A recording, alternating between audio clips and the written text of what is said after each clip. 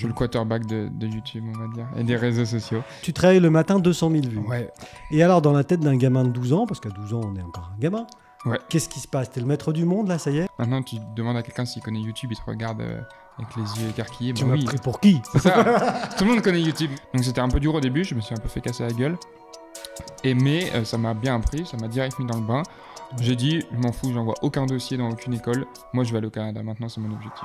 Mais il y a surtout une grosse expérience un peu traumatisante quand je suis parti au Canada la première fois.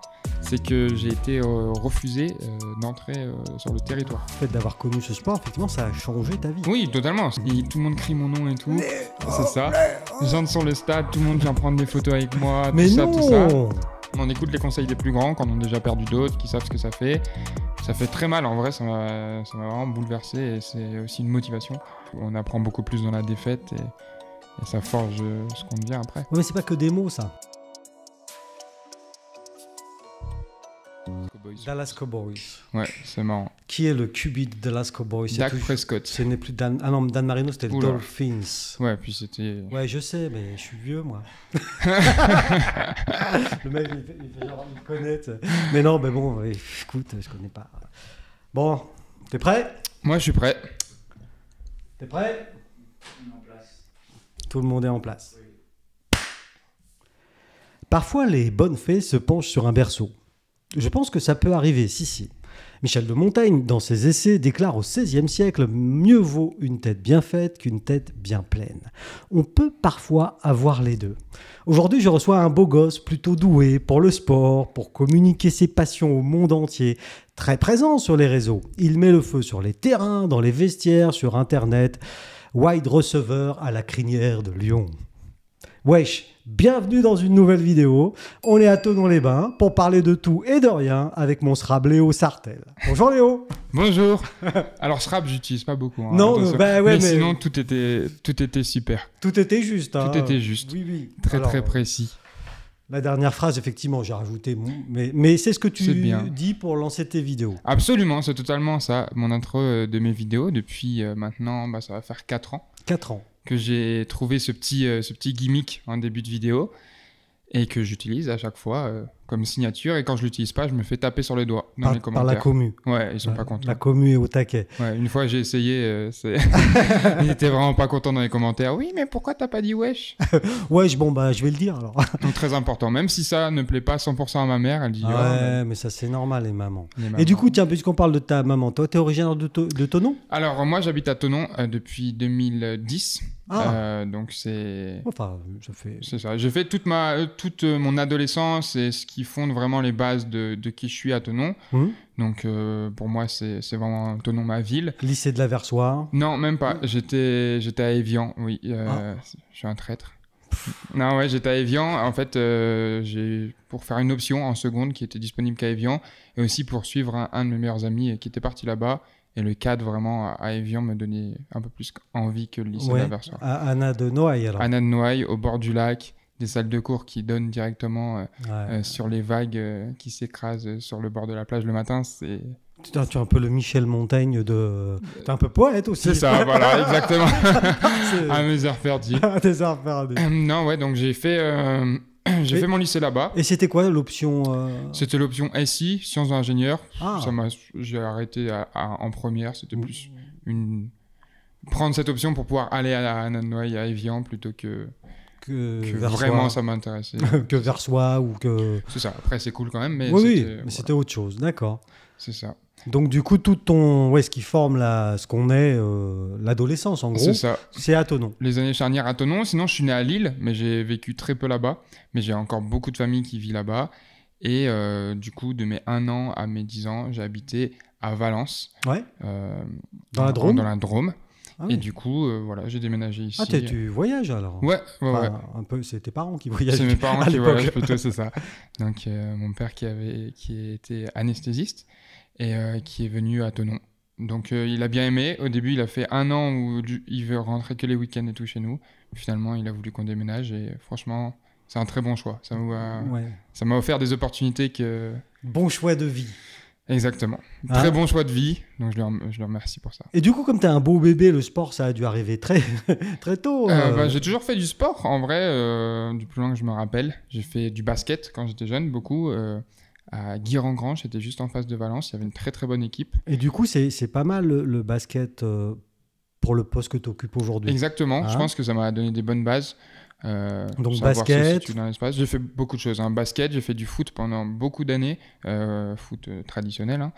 Soccer. Soccer, comme on dit. quand je suis arrivé ici, j'ai fait du foot. J'ai fait aussi un peu de hand. Voilà, refait du basket ici, du badminton, multisport et football américain ces dernières années.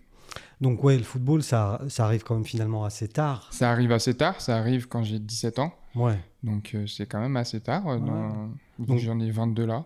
Oui, c'est ça. Hein. Donc du coup, dans cette jeunesse, toi, tu te décidais, tu es toujours jeune, hein, mais tu te destinais à quoi tu avais quoi comme ambition professionnelle ou à l'époque? À l'époque, déjà assez penché vers la vidéo.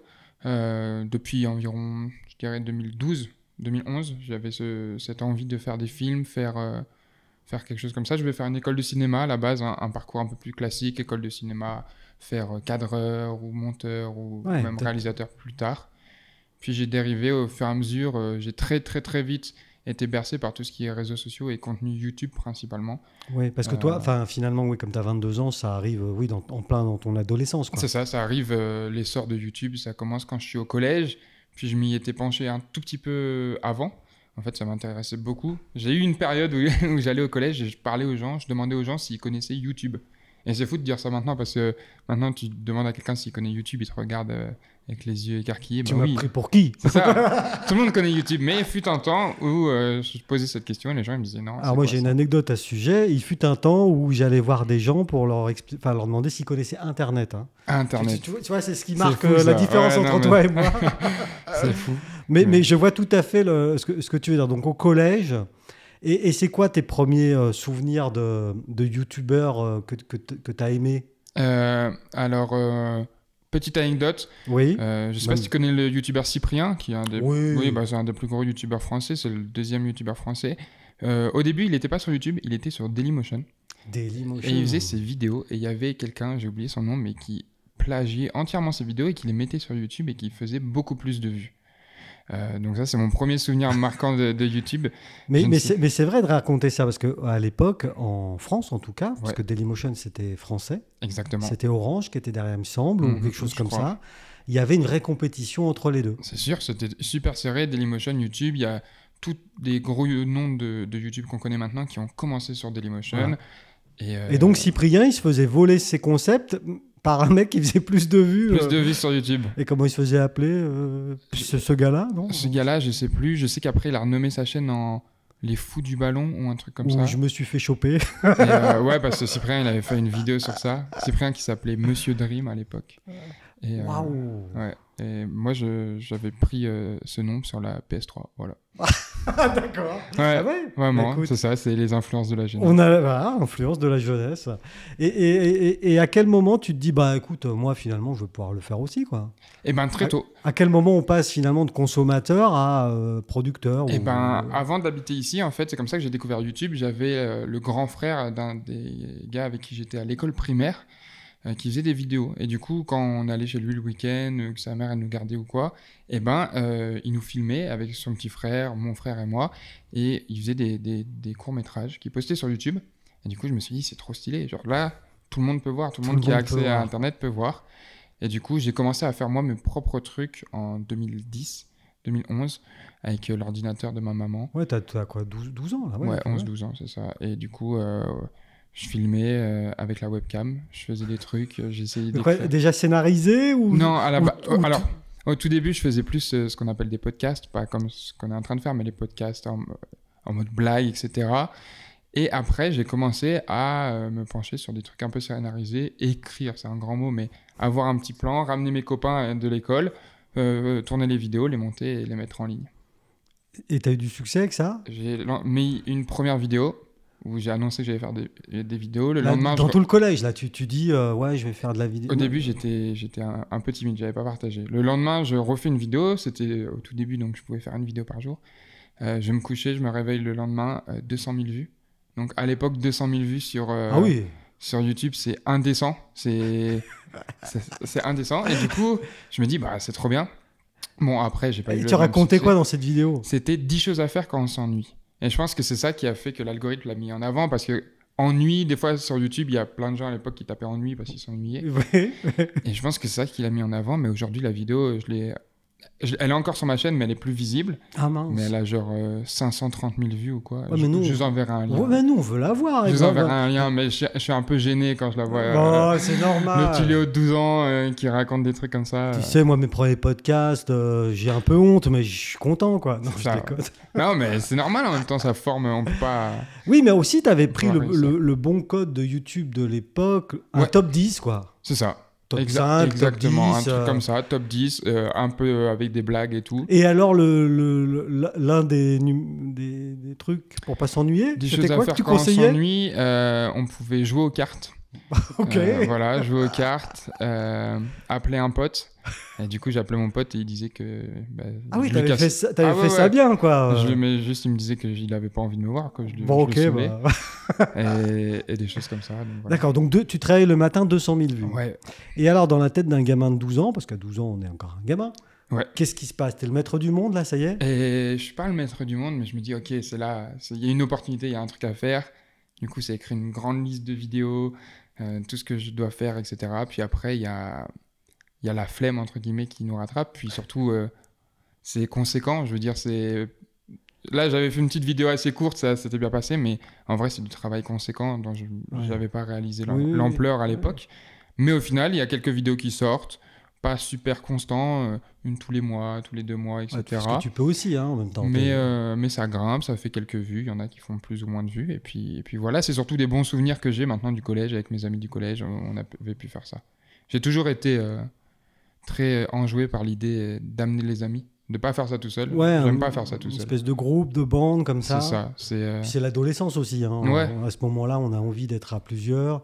Et puis, il y a peut-être aussi un truc, alors là, je vais faire de la psychologie rapide, mais peut-être aussi un truc, on a du mal à se mettre en avant. Soit, c'est bien aussi d'être au sein d'un groupe, quoi. C'est ça, il y a ce truc-là où... Parce que si on est tout seul, on peut peut-être un peu être taxé de vouloir jouer sa star, quoi. Exactement. Puis, ouais, c'est ça. Aimer être entouré, voir d'autres visions, Ouais, et puis il y a avoir d'autres il y a idées, ce côté d'autres un avis. peu de partage. C'est ça, moi je trouvais ça important. D'accord, donc ouais, t'es tombé dedans, vraiment. Très tôt.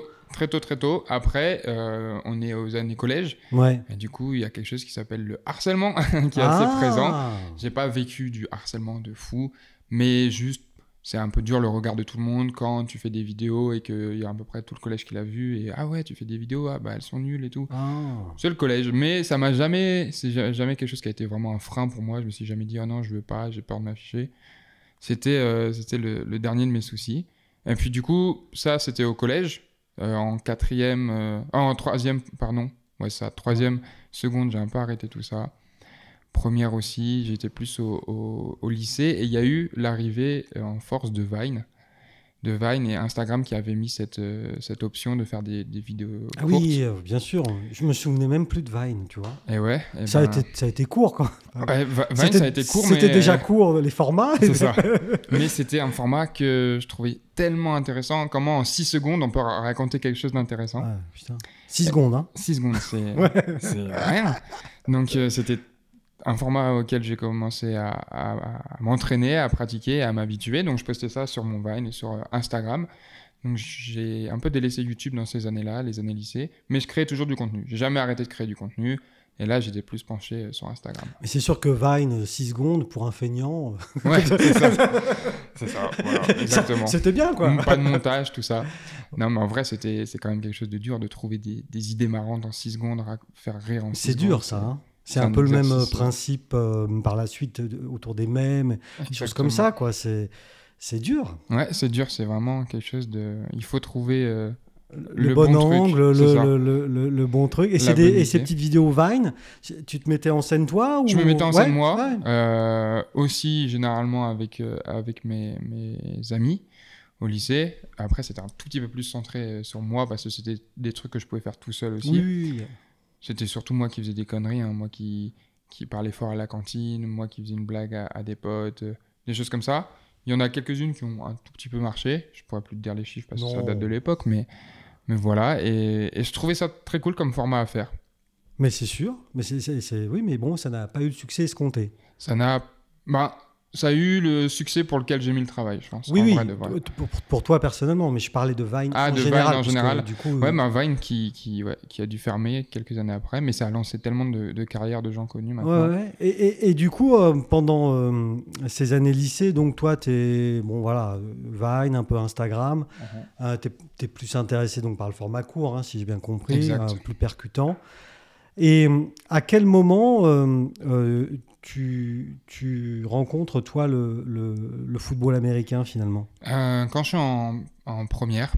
Donc, tu es toujours à Évian? Toujours à Évian. L'ami avec qui je suis allé à Évian, justement... Jean-Pierre Damien, on peut le citer. Il s'appelle Damien.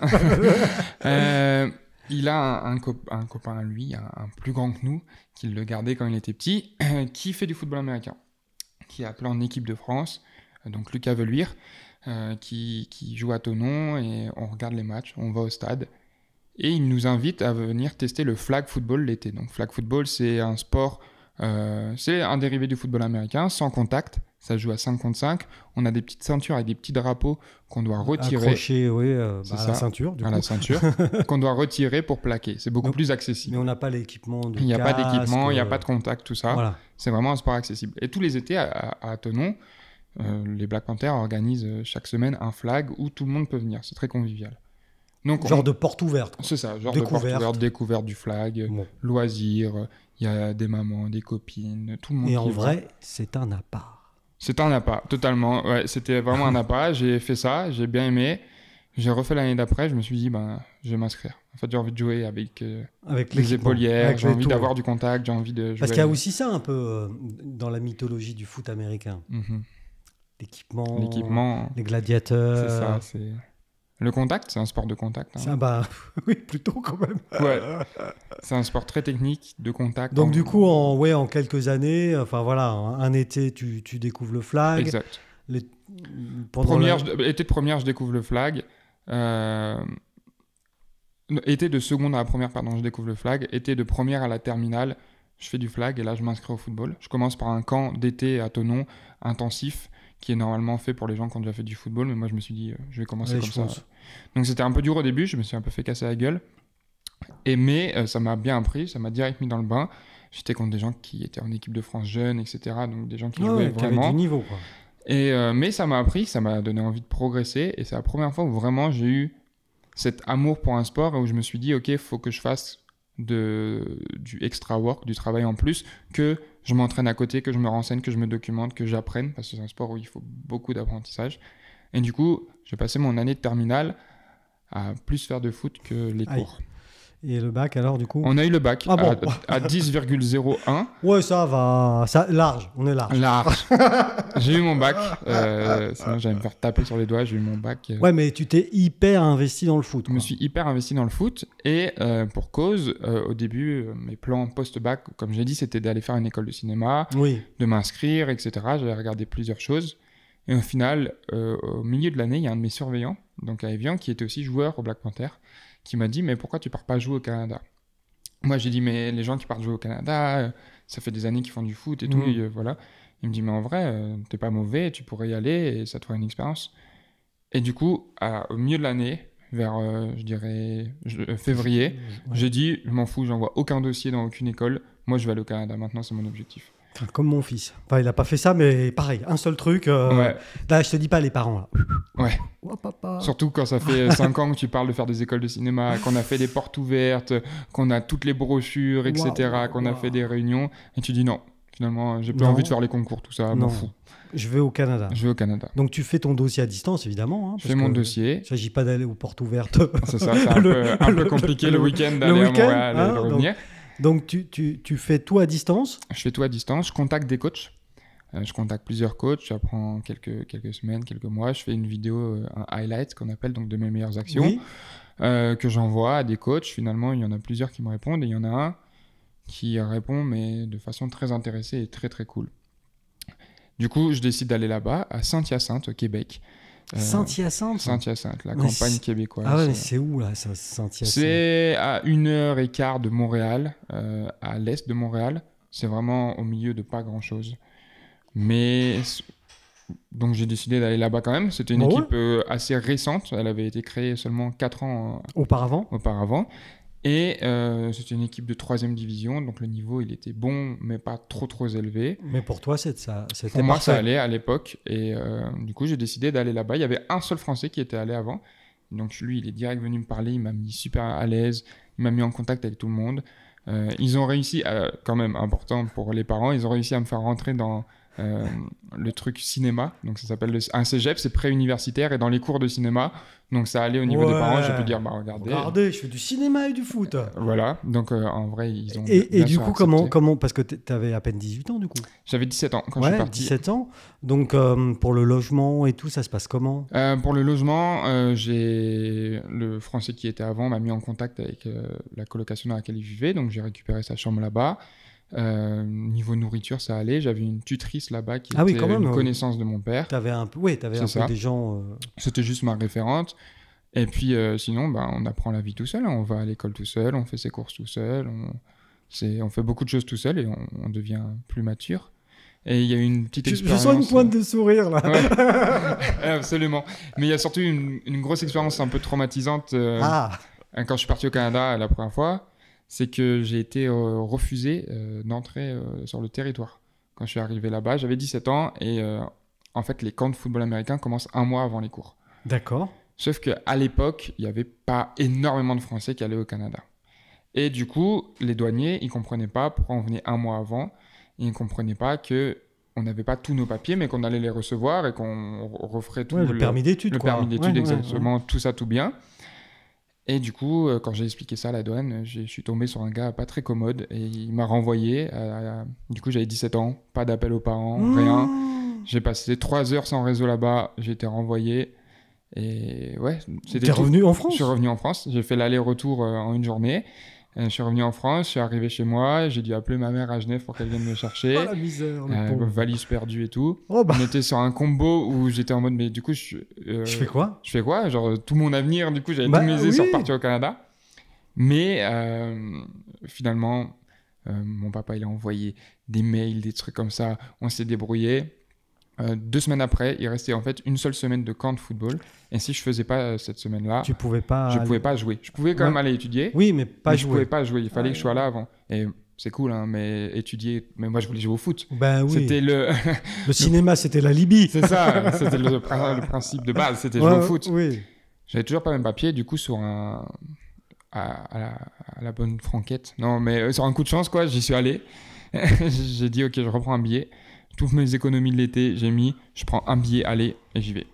Un aller simple. Un aller simple. Ouais, c'est bien. Comme ça. Pas d'issue de secours. Voilà, c'est ça. Donc tu débarques à nouveau Je débarque. À Montréal, du coup. Montréal. Ouais, c'est Montréal. Trudeau. Et là, tu tombes sur un douanier sympa. Et là, pas du tout. Pas du tout. Je retombe sur une madame. Non, une madame encore pire. Qui me dit des choses horribles. J'ai toujours pas 18 ans. Elle me dit jamais tu rentreras sur mon territoire, à moins que tu sois pote avec le président, enfin avec le Premier ministre. Le Premier ministre, ouais. Il y a aucune chance que tu rentres au Canada et tout. C'est pas ton pays. Mais à ici. quel moment on dit ça à un jeune de 17 ans? Je sais pas. Je sais pas. Elle était en fin de journée. T'as une bonne tête en plus. J'ai une bonne tête. Surtout à l'époque. Parce que là maintenant t'as les cheveux longs, la barbe. Ouais, mais j'avais déjà les cheveux mi-longs, une barbe pas très complète, du coup ça faisait peut-être moins bonne tête. Mais non, je tombe sur cette dame très méchante. Elle finit son shift horaire. Une autre madame que je prends pendant 2 heures avec qui je discute, qui regarde les papiers, très méchante et tout. Oh putain. Et là, elles sont en train de faire mon renvoi, mais elle finit de travailler. Et là, je tombe sur une dame qui d'ailleurs parlait pas français, ce qui est assez fou aux douanes canadiennes parce que normalement ils sont bilingues.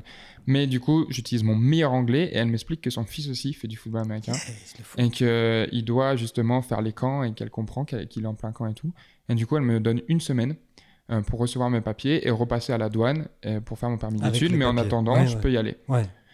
Donc très content, j'y vais. La personne qui était venue me chercher, elle me récupère et 30 minutes dans la voiture et je reçois un mail, c'est mon permis d'études. Donc j'ai dû retourner quelques jours après à la frontière, refaire tout ça et tout. Mais au moins, j'ai pu rentrer C'est au bon. Canada. Et t'as fait ton camp. Et j'ai fait mon camp. Une semaine. J'ai loupé quand même 3 semaines de Ouais. camp. Ce qui Enfin, était... une semaine, t'as fait une semaine, Ouais. mais bon, ça t'ouvrait les portes. Ça m'a permis de jouer, De l'année. mais ça m'a un peu bloqué parce que du coup, j'avais beaucoup moins de temps de jeu que les autres qui étaient là depuis plus longtemps. J'ai eu moins le temps de prouver que ce que je valais, etc. Mm. Et une fois qu'on est en saison, les coachs, ils font pas énormément de changements. C'est très... leur schéma, 11 partants, ouais, il est leur comme ça. 11, ouais. Et puis, s'il y a des gars blessés, ok, peut-être on va tourner. Si Ouais. on gagne beaucoup, on va tourner. Mais du coup, j'ai pas beaucoup joué. J'ai compté, en gros, j'ai joué une mi-temps par match. C'est pas mal, C'est pas mal, hein. mais c'est pas beaucoup. Oui, mais bon. En tout cas, donc t'as fait une année comme ça, alors. J'ai fait du coup 6 mois. 6 mois là-bas au Canada, ça se passait au niveau du foot, ça allait. On a gagné le championnat, très cool. Au niveau de l'intégration sociale, pas du tout. C'était une très mauvaise expérience. Il y avait quelques gars cool avec lesquels je m'entendais, mais une grosse partie de l'équipe qui étaient des bons Québécois, ferme, campagne, Mmh. et qui aimaient pas forcément les Français. Vrai de vrai, là. Vrai de vrai. À base de tabernacle et de sirop d'érable. Exactement. Et du coup, j'étais beaucoup mis de côté. T'as eu du mal à t'intégrer. J'ai eu beaucoup de mal à m'intégrer. Dans mes cours, ça changeait quand même beaucoup. Je me plaisais pas Mmh. vraiment au niveau et tout parce que Oui. j'aimais le cinéma, mais j'aimais vraiment le cinéma à l'époque. Donc, Mmh. je connaissais tout ce qu'on apprenait. J'avais des bonnes notes. Bon. J'avais des bonnes notes, mais Peut-être ça qui t'a posé problème. je m'ennuyais. T'avais des trop bonnes C'est notes. ça, j'étais Crée des un trop bon jalousies, élève. ça. Hein. Non, mais ouais, j'avais des bonnes notes, mais moi, je me faisais chier, excusez mes termes. Oui, mais oui. Non, bah, je faut y aller, m'embêtais, tu je peux y m'embêtais aller, en hein. cours et j'ai commencé petit à petit à plus trop aller en cours, Ah. à pas finir ma session et une fois qu'on a fini le foot, j'allais à quelques cours, mais pas à tous.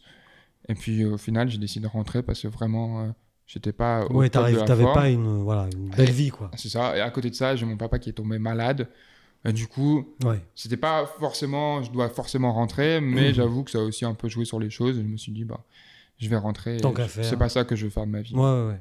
Donc tu rentres et du coup, tu fais quoi? Je rentre et du coup, j'arrive à On Tonon. t'a accepté en France? On m'a accepté en France. C'est bon. Beaucoup moins compliqué de rentrer ici. Et là, c'est là où tout commence, en vrai, l'histoire à YouTube, etc. Je me dis que j'ai envie de partager cette expérience que j'ai eue de football américain et d'expliquer au monde comment le fait d'avoir fait ce sport, ça a changé toute ma vie, entre guillemets, parce que c'est pas du tout ça qui était planifié à la base, et qu'au final, ça m'a ouvert énormément de portes, etc. Du coup, j'ai commencé à faire des vidéos. J'ai fait une vidéo en janvier 2018 qui s'appelait Mon année 2017. Genre vlog, c'est ce qu'on appelle un vlog. C'était même pas vraiment un vlog, c'était une vidéo où j'expliquais face à la caméra chaque mois par mois tout ce que j'ai fait. Carrément, un calendrier du coup. Un calendrier, tout ce que j'ai fait dans l'année par rapport au football américain qui m'a ouvert des portes. Donc j'avais filmé des matchs pour les Black Panthers, j'étais parti au Canada, etc. J'avais fait un petit documentaire sur mon équipe au Canada. Oui, parce que on le dit, enfin c'est en creux dans tout ce que tu dis, mais le foot américain, du coup, en tout cas, le fait d'avoir connu ce sport, effectivement, ça a changé ta vie. Oui, totalement. C'est vraiment...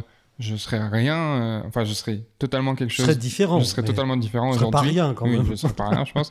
Mais je serais quelqu'un de totalement différent si je n'avais pas rencontré ce sport. Et c'est incroyable. Donc, tu fais ce calendrier vidéo. C'est ça. Tu postes. Je poste sur un groupe Facebook où il y a tous les joueurs de football américain français. Ah, il y a ça existe. Ouais, ça s'appelle I Play American Football in France. Et je poste là-dessus et beaucoup d'engouement, beaucoup de partages, beaucoup de vues assez vite. Et du coup, je me dis, bah, en fait, c'est cool. J'ai envie de parler de foot. J'aime le foot. Je respire foot. Ouais. J'ai envie de partager ça. Et puis, tu as un avantage sur certains, c'est que bon, déjà, tu le pratiques, donc tu connais les règles. Exact. Et comme c'est un sport qui n'est pas culturel en France, il ne faut pas se mentir. Ouais, on ne joue pas à ça au pied de son immeuble. Non. Enfin, même si ça reste un sport intéressant bien sûr. et plaisant et tout ça. Donc du coup, il y a un gros déficit de connaissances. Exactement. En France. Il y a beaucoup de choses à montrer, beaucoup de choses qui ne sont pas montrées, beaucoup de choses à partager, à faire connaître. Et du coup, je me suis dit, bah, j'ai envie. J'ai envie que quand je parle de football américain, les gens ils puissent comprendre de quel sport je parle. J'ai envie que ce sport il devienne un peu plus populaire. Aussi, moi, je jouais en junior à l'époque à Thonon, du coup en U19. Et je me dis, j'ai envie que mes potes qui étaient au lycée avec moi ou les jeunes de mon âge, ils viennent jouer avec moi et qu'on ait une équipe plus grosse que juste 27 joueurs et qu'on puisse aller gagner un championnat ou faire des choses comme ça. Du coup, je commence à partager. à partager les matchs que je faisais avec les U19. Et aussi, j'avais la chance d'être surclassé en élite cette Donc, année-là. dans l'équipe de Division 1 Dans l'équipe de Division 1, exactement. Ouais. Donc, je faisais les deux. J'enchaînais l'entraînement U19 et après l'entraînement senior. Ça, toutes les semaines. Et il y avait une vraie différence? Oui, ça n'a rien à voir. En termes d'engagement, d'intensité? Ah oui, ça m'a brusqué les premières séances, mais ça m'a beaucoup appris aussi. Ouais. Je venais d'avoir 18 ans. J'étais là contre des gars bien costauds. Je jouais avec Stéphane Yepmo, pour ceux qui connaissent à l'époque. Malheureusement, non. Mais... Très grand nom du football américain en France. Et voilà, donc ça m'a vraiment beaucoup appris. Cette année-là, je faisais les matchs en junior et en senior aussi. Quand j'avais pas mal de juniors le week-end, j'allais avec les seniors. J'avais pas beaucoup de temps de jeu, mais j'en avais quand même parfois. Ça m'a permis d'apprendre, tranquillement, de monter en régime, quoi. C'est ça. Hein? Puis surtout de partager tout ça, partager tout ce qu'on monte pas. J'étais avec des gars avec qui je m'entendais super bien en senior. Et du coup, j'ai commencé à partager ça toute la saison. On a fini vice-champion de France. Et c'est à la finale que j'ai compris un peu ce que j'avais commencé à créer. Quand on est allé à la finale, ça jouait à Fos-sur-Mer à l'époque. Et qu'on est arrivé, que je suis descendu du bus et qu'il y avait... Là, je suis descendu du bus, je fais 2 pas et il y a tout le terrain, c'était des jeunes en fait, ils avaient un truc de jeunes. Et tout le monde crie mon nom et tout. C'est ça. J'entre sur le stade, tout le monde vient prendre des photos avec moi, tout ça. Et là, ça m'a vraiment choqué. Même mes coéquipiers, les coachs et tout, ils étaient en mode... Ils étaient étonnés. Et tout le monde était étonné parce qu'on voyait ce que je faisais sur les réseaux. Ouais, ils le voyaient quand même, ouais. Oui, ils voyaient ce que je faisais sur les réseaux, on voyait des chiffres et tout, mais on se rend jamais compte tant que c'est pas tout dans ça, c'est abstrait. C'est ça. Jusqu'à ce moment-là. Quand ça arrive dans la vraie vie, quand c'est devant toi, et c'est qu'une fraction des gens qui te suivent, tu te dis, ah ouais, je fais quelque chose de bien. Quand il y a des jeunes qui viennent te voir et qui disent, ouais, j'ai regardé tes vidéos, ça m'a donné envie de commencer le football américain, et là, je suis au U16 Bowl et tout, c'est grâce à toi. C'est ce que tu voulais faire. C'est ça, donc ça mission fait chaud, accomplie. Exact, mission accomplie, ça fait chaud au cœur, et ça donne envie de continuer. Ouais, mais c'est sûr, attends. Par contre, tu découvres ça à Fos-sur-Mer, ça veut dire que quand tu te baladais à Thonon, personne... à Thonon, non. Personne te... Pendant longtemps, à Thonon... Personne te calculait, c'est ça. Personne... je croisais des gens que je connaissais du lycée ou du collège, des choses comme ça, mais personne... me faisait pas arrêter dans la rue ou quoi. Ouais. Donc là, tu arrives à Fos-sur-Mer, dans un endroit dédié au foot américain, finalement. C'est ça. Donc, c'est des gens qui connaissent et qui sont passionnés. Donc, forcément, pour eux, t'es la star, quoi. Ouais, la star, je sais pas si c'est le mot, mais en tout cas... Je te taquine, mais tu vois ce que je veux dire. En tout cas, ouais, il y avait vraiment beaucoup d'engouement. Ça m'a assez choqué à l'époque, mais j'étais très content. Et du coup, tu en fais quoi de ça après? Ça te renforce dans ton idée de continuer? C'est ça, ça me motive, ça me donne envie de plus partager des choses. Fallait que je gagne un peu ma vie quand même à côté, donc j'ai commencé à faire quelques vidéos en freelance pour des mariages, des trucs comme ça. Ouais. J'ai travaillé dans un hôtel aussi. Pardon, mais du coup... Pour faire tes vidéos et tout ça, le matériel, tu l'achètes comment? C'était des T'attends Noël Non, même pas. C'était des petits boulots par-ci par-là, aller tondre une pelouse, vendre des trucs, faire du tri, aller sur une brocante, des choses comme ça. Ouais, tout et n'importe quoi. Donc pour acheter ma première caméra. Et puis après, on continue comme ça. Avec la première caméra, on fait quelques vidéos pour des gens, pour des Donc tu l'as dit, ou puis des mariages, des trucs comme ça. En 2018, je faisais des mariages, des vidéos de présentation pour des entreprises. Des ça manque un peu de rythme, les mariages. Hein. Ouais, franchement, c'est pas ce qui me passionne, mais ça t'a permis quand même m'a permis de gagner des sous, un peu de sous, ouais. Du coup, de subsister et puis de pouvoir acheter un peu de matériel, tout ça. Parce que du coup, quand tu reviens en France, t'en fais quoi des études? Je me dis, j'ai pas appris grand-chose. J'ai appris beaucoup plus sur Internet en 1 an à vraiment me renseigner sur le cinéma qu'à l'école. Et c'est là où je me dis vraiment... Je peux apprendre des choses sur Internet, je peux apprendre à créer du contenu. C'est là où je me dis vraiment créer du contenu. Toi, tu le sens vraiment, ça. Ouais. Tu te dis, c'est bon, c'est ça que je veux faire. C'est ça que je veux faire. Déjà, tu as envie de faire ça. Depuis longtemps. Depuis longtemps, j'ai jamais fait ça. J'ai envie de faire ça. Et je sens que j'ai pas un don, mais une bonne vision de comment ça se fait. J'arrive à regarder des contenus en les décryptant, en me disant, OK, pourquoi il a mis ça là, pourquoi ça c'est coupé comme ça, etc. Et pourquoi ça me donne envie de regarder. Et du coup, j'essaye d'appliquer ça. Et parce que dans le même temps, est-ce que tu commences à te pencher un peu sur les stats de tes vidéos, justement? Est-ce que tu en tires quelque chose déjà ou sur les pas stats, vraiment? J'en tire pas... J'y fais pas trop attention, mais je vois que ça grimpe, je vois que ça monte, et du coup, je vois de plus en plus d'engouement, donc je me dis, évidemment, il faut que je continue. Non, mais ce que je veux dire, c'est par exemple sur une vidéo donnée, une vidéo précise, la rétention, jusqu'à quel moment, des choses comme ça. Est-ce que déjà tu es là-dedans ou non, pas à du tout? l'époque 0-0, même aujourd'hui j'ai un peu du mal à regarder tous les trucs comme non, ça. parce que c'est intéressant ce que tu dis, parce qu'il y a quand même encore dans tout ce que tu fais, que moi j'ai regardé avec Vincent, bon nous, comme tu le sais, nous sommes de grands professionnels. Mhm, Oui. absolument. Non, j'ai regardé, c'est extrêmement bien fait. Mhm, merci beaucoup. Non, mais si, moi j'ai regardé, et là franchement je suis pas flagorneur dans l'âme, hein, Mhm. mais là franchement c'est bien fait. Et donc du coup, il reste quand même une part, tu laisses une part de créativité, enfin voilà, Ouais. tu es pas à surveiller, la rétention c'est le Ouais. moment où les gens se barrent en gros, hein. Enfin Exactement. je vais le dire. C'est ça. Là, Non, je suis pas à calculer tout ça, à calculer à quel moment il va y avoir un truc précis. Mais en fait, il faut que le montage il me plaise. Du voilà, coup, je me dis, c'est c'est ça. ton œil, ton envie. je me dis que j'ai un œil plutôt global et que je reste une personne normale qui regarde du contenu aussi. Et du coup, à quel moment je commence à m'embêter et à quel moment j'ai envie d'accélérer les choses. Et j'applique ça dans mes montages. Et du coup, ouais, en vrai, on m'a souvent dit que j'avais des montages très dynamiques, Oui, oui. ça donnait envie de regarder, envie d'en connaître plus. Et du coup, bah, ça me fait plaisir. Comme tu dirais, a few moments later. Exactement. Exactement. Donc du coup, tu apprends ça finalement tout seul. J'apprends tout seul, je regarde beaucoup de vidéos, je pratique surtout. Hein. Oui. Je fais, je me trompe, je refais. T'es je un refais bébé mieux. YouTube, quoi. Je suis un bébé YouTube, À totalement. fond. À fond. À fond, à fond, et j'aime ça. Et donc aujourd'hui, alors bon, on parle de YouTube, qui est pas en perte de vitesse, parce que c'est pas le mot, Mm. mais Qui se stabilise plus sur quelque chose. oui, qui est plus ouais. stabilisé. Aujourd'hui, tu as à peu près 45 000 abonnés c'est ça. sur YouTube, ce qui n'est pas négligeable. Hein. Mhm. Ça fait une belle petite communauté. Mais tu l'as dit aussi hein, depuis longtemps sur Instagram, depuis peu, ou Ouais, un an. TikTok. TikTok. D'ailleurs, beau score, parce que tu es presque à 100 000 abonnés Ouais, presque. sur TikTok. Tu fais ça très bien aussi. Merci beaucoup. Non, mais tu respectes les codes, tout. Puis bon, bah, petit beau gosse, face cam, qui t'explique le truc. Je te taquine. Donc du coup, aujourd'hui, c'est ton métier. Aujourd'hui, c'est mon métier. Ouais, j'ai là depuis, on va dire depuis janvier. Aujourd'hui, je peux vivre entièrement du contenu que je crée. J'ai la chance d'avoir des partenariats, des choses comme ça. Ah, tu as aussi. des partenariats, Ouais. c'est pas uniquement de la Non, monétisation c'est pas uniquement de la YouTube. monétisation de contenu. C'est des partenariats, de la création de contenu liés à mon image, mais pour d'autres marques, D'accord. qui me permettent de vivre et de faire surtout des nouveaux projets. Ah, mais ça c'est chouette. Hein. Ouais, ça c'est très très cool. En fait, j'ai eu une petite étape avant ça. En juin dernier, je suis parti faire mon premier vrai emploi où je travaillais. Il était temps. Ouais, il était temps. Hein, où je gérais les réseaux sociaux de la Ligue européenne de football américain. D'accord. Donc je gérais leur TikTok, leur YouTube, leur Instagram, etc. J'allais chaque week-end voir des matchs, je faisais des vidéos, des reels, du contenu. Et c'était de mon travail à plein temps où j'étais plutôt bien payé pour faire ça. Finalement, quand on devait refaire mon contrat en décembre... pour la Ligue européenne ouais, pour la Ligue européenne. À la base, je devais rester là-bas tant que la Ligue durait. Mais on ne s'était pas mis d'accord sur un salaire. Je faisais énormément d'heures pour ce que j'étais payé.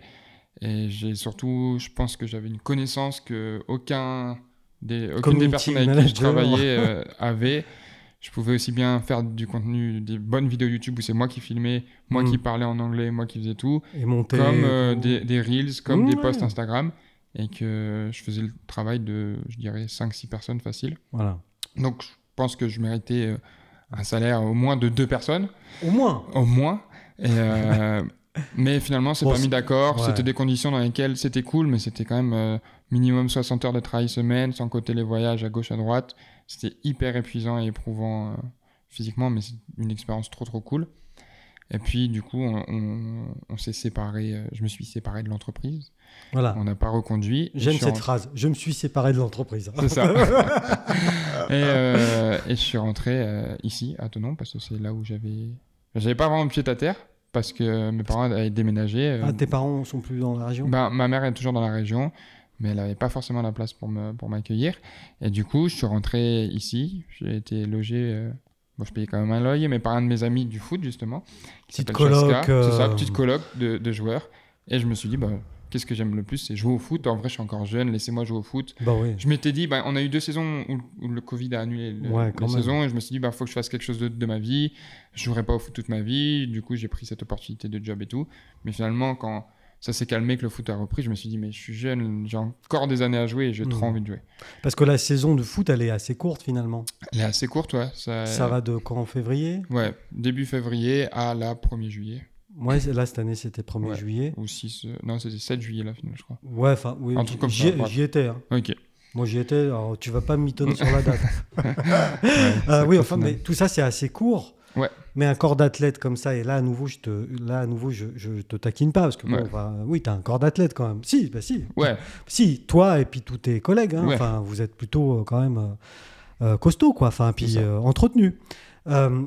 Donc là, c'est une saison qui dure quoi? 4 mois, 5 mois? Février, mars, avril, mai, juin et juillet. Ouais, 6 mois? Ouais, 6 mois. Ouais, 6 mois max. 6 mois, une année, c'est 12. Donc qu'est-ce que tu fais le reste du temps? Eh ben, le reste du temps, du coup, là, c'est un peu ma première année où j'ai vraiment du reste du temps où j'ai pas forcément à travailler, à faire des trucs que j'ai pas vraiment envie de faire. Donc le reste du temps, ça va être de la création de contenu. Et ça va être de la préparation physique. Hein. Là, on a déjà repris... Tu t'entraînes tous les jours? Ouais. Je m'entraîne pas tous les jours en ce moment. Je m'entraîne 3 à 4 fois par semaine. Ah, t'as déjà repris, tu dis? Ouais, on a repris la semaine dernière. La préparation physique, on a notre programme qui est tout fait, etc. Du coup, il faut qu'on fasse au moins 3 séances par semaine. Pour l'instant, c'est encore un peu tranquille. Et à partir de la première semaine de septembre, on aura 2 séances sur le terrain en plus. Ah oui, quand même en groupe. Donc, ouais, en groupe. Parce que là, actuellement, c'est solitaire. Ouais, bah en vrai, on va à la salle de sport avec les gars ensemble. Ouais. Donc, c'est pas vraiment solitaire, mais c'est pas encadré dans le cadre de l'association. Parce que le foot américain en France, c'est amateur. C'est amateur. On n'a pas de salaire, on n'est pas payé pour. Donc, toi, t'es pas payé pour jouer au foot. On n'est pas payé pour jouer au foot. J'ai de la chance de tirer un revenu parce que je fais des vidéos, je fais du contenu autour de ça, et ça me permet d'en vivre. Mais la plupart de mes coéquipiers, il faut qu'ils travaillent à côté, travaillent 35 heures. Bah, toi aussi, faire des vidéos. Oui. Même si c'est ton plaisir et ta passion. C'est ça, mais je travaille quand même autour du sport que je fais. Donc, je peux aller m'entraîner, filmer ça, en faire des reels et ça marche dans le contenu. Mais tous les copains, eux, charbonnage. Ils travaillent à côté, ils ont un 35 heures ou un mi-temps et puis voilà. Ouais, parce que pour l'instant, c'est pas. Il n'y a pas de revenu pour l'instant. C'est pas encore. On n'est pas encore au niveau d'avoir ça, quoi. Et du coup, on l'a dit tout à l'heure, cette année, il y a eu la finale du championnat de France, qui a eu lieu à Thonon. Exactement. Et j'ai eu le plaisir d'y être. Et c'était presque une belle soirée. C'était presque une belle soirée. Franchement, je t'en ai voulu. Ouais, moi aussi. Vous étiez prêts là à nouveau. Enfin, comment? Parce que, ok, t'es sportif amateur, ça, on l'a bien compris, parce que c'est un statut. Mais en vrai, t'es pas loin du professionnel. Quand on est autant passionné que toi et de ton équipe, parce que j'imagine que les Black Panthers, pour toi, c'est le sang, quoi. Enfin, c'est ça, on représente quelque chose. Quand on est aussi investi que toi dans ce monde-là, comment est-ce qu'on réagit à être passé si près du but? C'était dur. En vrai, là, c'était dur. Surtout, c'était une année assez importante pour moi, l'année du retour et tout. C'était très dur. Même là, hier, j'ai repensé à la finale. Je me suis refait toute la finale sur mon lit. Je me suis couché à minuit et demi, à 4h du matin. J'étais les yeux grands écarquillés en train de repenser à ça. Faut vivre avec. On écoute les conseils des plus grands quand on a déjà perdu d'autres, qui savent ce que ça fait. Ça fait très mal. En vrai, ça m'a vraiment bouleversé et c'est aussi une motivation. Mais bon, c'est la vie. Hein. On ne peut pas contrôler les choses. Je me suis senti très coupable aussi de cette finale parce que j'ai fait une mauvaise action dans les 2 dernières minutes. On ne sait pas si on aurait gagné grâce à ça ou pas, mais je ne me suis pas donné toutes les chances. Je n'ai pas fait le meilleur match de ma vie, donc je m'en veux quand même. C'était assez dur, mais bon. Il y a les bras de ma maman qui m'ont consolé, les copains qui étaient venus, et ça reste du sport. Ça reste du sport, ça reste une pas lourde défaite, c'était une défaite très serrée. C'était un très beau match. Un beau match. Même. Avec peu de buts, peu de points, touchdown, mais peu de points. Des belles actions. Mais c'était un beau match, intense. Puis c'est toujours une bonne équipe. Ça fait un peu chier aussi de perdre à la maison, on va pas se mentir, parce qu'on n'aura peut-être pas ça tout de suite. Parce que l'histoire était belle quand même. L'histoire était belle, mais bon, c'est comme ça, il y en aura d'autres. Il y en aura une autre l'année prochaine et on ira la gagner. T'es encore jeune, toi. Oui, c'est ça. Puis 22 ans. J'en ai déjà gagné une. T'es déjà champion de France. Je suis déjà champion de France. Une fois, 2019. Ouais. Donc bon. Donc je sais ce que ça fait de gagner, je sais aussi ce que ça fait de perdre maintenant. Et c'est bien aussi. C'est bien. Mais c'est ça que faut rebondir à un moment donné. Oui, puis j'ai beaucoup plus appris là en perdant que l'année où on a gagné. Ouais. Parce qu'on apprend beaucoup plus dans la défaite et ça forge ce qu'on devient après. Ouais, mais c'est pas que des mots, ça. Non. C'est sûr, hein. C'est Non, sûr. mais c'est pas que Ouais. des mots. Ouais. Parce que souvent, on entend ça de la part des sportifs. Oui, non, mais c'est vrai, quoi. C'est vrai, c'est psychologiquement, physiquement, tout, ça. Moi qui ai subi aussi une lourde défaite cette année, je ne veux pas rentrer dans les détails. Oui, on apprend bien de ces défaites. Je peux savoir. Non. A priori, tu devrais être au courant, mais non. Ça, c'est J'ai pas. private joke. Ok. Vincent comprend. Ok. Donc du coup, voilà. Et alors, donc bénévolat, sportif de haut niveau, bénévole. Très bien, ok. Bon, cette année, on a failli aller au bout, on n'y est pas allé. Donc là, la saison redémarre en février. Donc d'ici là, toi, tu es à fond dans ton taf finalement. Ouais, et puis la remise en route, quoi. Ouais, en vrai, on va dire, les matchs recommencent en février, mais la saison, elle recommence, elle a recommencé la semaine dernière. Ouais, c'est ça. Puis septembre, Donc, quoi. C'est ça. Septembre sur le terrain. Et voilà, mais je vais louper une bonne partie de la préparation. Pour quelle raison ? Pour créer du contenu, parce que je pars sur le continent américain pendant 7 semaines, à partir de septembre. Créer du contenu, m'entraîner là-bas, faire ma prépa là-bas. Tu vas faire ta prépa là-bas ? Oui. Chez qui alors ? Je vais m'entraîner à l'université Bishop, donc qui est une université au Canada. Et puis, je vais suivre la prépa qu'on a en PDF des Black Panthers. Mais je vais surtout voir des amis à moi que je me suis fait quand je suis parti au Canada, qui jouent là-bas. Et puis créer du contenu sur les Français qui jouent outre-Atlantique. Ouais, donc tu es toujours en recherche de nouveaux angles. Ouais. Pour, c'est ça. Plus je peux me permettre d'avoir plus j'ai de revenus, plus je peux me permettre de faire des trucs plus gros que j'ai vraiment envie de faire. Et voilà, ça va continuer comme ça au fur et à mesure des années. Plus il y aura le budget, plus les vidéos elles seront impressionnantes parce que les idées, j'en manque pas. Oui. Le temps un tout petit peu, le budget un peu aussi, mais ça, c'est des choses qui viennent. Donc voilà, ça va être très très cool. J'ai très hâte de vivre cette expérience. J'ai tout planifié là. On va voir le Canada, on va voir les États-Unis. Il y a un joueur des Black Panthers qui joue là-bas et ça va être cool. Ouais, mais t'as un sourire quand tu parles de ça. Ouais. non, vraiment, j'ai Et du trop coup, hâte. le fait de ne pas faire la prépa physique, faire la prépa avec eux, après. Je me suis fait un peu engueuler par Timon, qui est notre préparateur physique, mais il comprend. Tant que je m'entraîne, en vrai, ça va. C'est ça. Je vais partir comme je suis là. Dans cette semaine, je reviens 2 fois plus bif. Et comme ça, au moins, je peux pas me faire engueuler. Ils vont se dire, c'est bon. Il a pas rien fait là-bas. Il a mangé des burgers, mais a éliminé. Les burgers américains. Ouais, c'est quelque chose. Ils sont aux hormones. Exactement. Et du coup, ton équipe pour la saison prochaine, c'est les Black Panthers. Mon équipe pour la saison prochaine, c'est les Black Panthers, sauf météorite, cataclysme, exactement.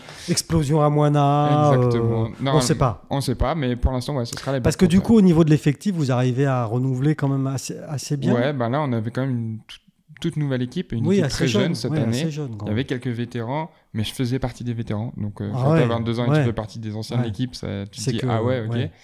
Mais on a une équipe très très jeune et c'est aussi bien, entre guillemets, on aurait préféré gagner la finale, mais perdre avec une équipe très jeune, quasiment 90% de l'effectif va rester et va avoir envie d'aller récupérer la bague qu'on n'a pas eue. Et c'est très cool. C'est des casques de diamant. Casque de diamant, important. Non, mais du coup, c'est très cool. C'est une équipe très jeune, très dynamique. Et c'est Tonon Chablais, les jeunes ? C'est pas du tout Tonon. Pas du tout. On est 4 de Tonon. Mais non ! On a une équipe de pirates, nous. On récupère partout en France. Ah oui ? Les gens, ils aiment venir à Tonon. C'est un beau cadre. On a de la chance. L'hiver, c'est pas le plus actif, mais bon, quand ils voient l'été avec le lac, on s'entraîne. On a des super belles infrastructures, des accès aux salles de sport. On vit tous très ensemble. On se voit en dehors des entraînements, des matchs. On fait plein d'activités. Donc ça vient beaucoup. C'est ça. En France, on se connaît quasi tous. Et les vidéos aussi, je pense que ça aide. Les gens, ils aient vraiment un accès sur l'inside, comment ça se passe inside. Ça donne envie aux gens de jouer dans cette équipe. À l'intérieur. Exact. Et du coup, on récupère des joueurs un peu partout. Parce que les Blacks ont toujours été plutôt assez forts dans la communication en tant que Black, en tant que marque et en tant qu'équipe. Donc ça, c'est la communication institutionnelle du club. Mais toi, tu viens en parallèle.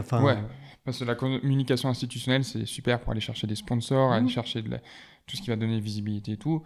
Mais quand tu es un joueur, ok, c'est cool, si une équipe elle est bien vue et tout, mais tu veux savoir comment ça se passe, tu veux savoir l'ambiance. Et ça, c'est des choses que tu peux pas savoir tant que tu n'es pas dedans. Et sauf que grâce à mes vidéos, tu as la chance de voir et de vivre avec nous comme si Ma caméra, Oui. c'est comme si c'était un autre Oui, coéquipier qui avait... et c'est en ce sens que je te disais tout à l'heure que tes vidéos, en tout cas celles d'Inside, sont hyper bien faites. Mhm. Non, mais vraiment, parce qu'on a un peu l'intérieur avant le match. Notamment, ce matin, j'ai regardé celle où vous avez voyagé en région parisienne à Nanterre. Non, à côté de Agnières. Agnières. Comment ils s'appellent? Les Molosses. Molosses. Molosses. Les Molosses D'ailleurs, d'Agnières. j'ai aimé le titre de youtubeur. Hein. Ouais, Il se fait absolument. enfumer ou je sais pas quoi par son ancienne équipe. Exactement. Alors qu'en vrai, ça dure 2 secondes. Ça mais dure bon. 2 secondes. C'était pas une vraie bagarre, mais... Mais il y avait l'inside avant, dans le bus, tout ça, le voyage, les jeunes que vous rencontrez sur la route. Et ouais, Très chouette. La façon de condenser le match aussi. ouais. Franchement, très chouette. Ok, cool. Pas de commentaires. La Non. petite musique, les bruits d'ambiance. On est très proche de vous. Ouais. Ça, c'est super. Puis la fin, bon, évidemment, inside toujours, mais la fin. Alors, c'est la sœur de Vincent à ce sujet qui avait une remarque, c'est qu'elle trouve que dans tes vidéos, il n'y a pas assez de vidéos de douche. C'est pas la première fois qu'on me dit ça, et Mais c'est oui. fou que ce soit pas la première fois Bah qu'on me oui, dit ça. voilà. Alors moi, personnellement, Vincent, nous, on s'en fout. C'est sa sœur, hein. Ouais. Evelyne, 20 ans. Tu comprends Les douches, tu devrais faire plus de gros plans quand les joueurs ils sont de dos avec leurs pantalons, des trucs Ouais. comme ça. D'accord. Ouais, ça, c'est Ah ouais. Il y a ce côté un peu sexy aussi du joueur de foot. du joueur de foot, Américain. ouais. Je pense que c'est Ah. assez sexualisé. Et, ouais, comme tu dis. Comme, Et toi, athlète. numéro 1 alors? Numéro uno, ouais. Depuis toujours Non, ou- depuis quand j'ai été surclassé en élite, ce qui est fou, le numéro 1 n'était pas pris en fait. Ah bon? Et du coup, au début, j'avais pas de numéro attitré. Attitré Je récupérais Ouais, un ouais, maillot à ma ouais. taille. Ouais, avec un nom d'un mec qu'on connaît pas. On n'a pas de nom, malheureusement. Ah c'est oui, triste. vous Ouais, avez je- promo cash, vous On a derrière. promo cash, Ouais, exactement. merci, J'espère qu'on promo- aura nos merci. noms bientôt. C'est une des avancées qui serait trop cool d'avoir nos noms. Parce Ouais. qu'en vrai, football américain, sport où on est résumé à des numéros. Dans les autres sports, on voit la tête des gens, on Oui, voit leur nom derrière leur Oui, dos. c'est vrai. Football américain, on ne voit pas nos têtes, on voit Bah les non, cheveux qui dépassent. À cause à de la ouais, limite. voilà. Mais du coup, notre numéro 8, Peyo, a aussi les cheveux qui dépassent. Mais oui. Donc même ma mère nous confond. Mais moi, je vous ai confondu tout à l'heure sur la Tout le temps, vidéo. tout le monde. Parce que j'ai dit, mais. Et non, j'avais vu que c'était numéro Il est un 1. peu plus costaud que moi. mais- Oui, mais bon, vite fait, sur une vidéo en Ah, mouvement. non, même ma maman qui a envoyé il y a quelques semaines une photo de lui dans le groupe de famille en disant bon match de Léo à Marseille, il a marqué 2 touchdowns. Et j'ai répondu maman, c'est pas moi. Mais bon, donc ouais, on est résumé à des numéros, donc ça serait bien qu'on ait nos noms déjà, ça serait Ouais. une petite avancée. Donc, Un jour peut-être. président, si tu Ouais. nous écoutes, ok, Merci, merci. merci Benoît. Et alors, donc, tes projets futurs, bah, tu viens de nous les dire. Exactement. Et dans 10 ans, alors, Léo? Dans 10 ans, je sais pas. Ouais. Mon projet, mon Nindo, comme on dit, ma ligne d'écriture, c'est permettre à mon sport de se populariser le plus possible. Et du coup, je pense que j'ai réussi assez à le faire ces dernières années, mais je peux en faire encore plus et encore mieux, encore plus gros. J'ai très envie de faire des événements avec des gens, des joueurs, rassembler les gens, etc. Là, pendant 2 ans, on n'a pas pu trop se rassembler. Mais ouais, ça, c'est dans mes projets. Faire des événements avec les abonnés, avec les joueurs français. Et puis voilà, continuer à parler, à raconter mon histoire, à raconter l'histoire du foot et à développer tout ça. C'est important. C'est quelque chose qui me plaît, qui me passionne. Alors, au foot américain, le passeur, c'est le quarterback. Toi, Ouais. tu es receveur. Exactement. Mais sur Internet, le passeur d'histoire, c'est toi. C'est moi, exactement. Je suis le quarterback de YouTube, on va dire, et des réseaux sociaux. Bah, merci d'être venu en tout cas, Et Léo. merci de m'avoir invité, ça m'a fait super plaisir. Bah, moi aussi. À bientôt. À très bientôt.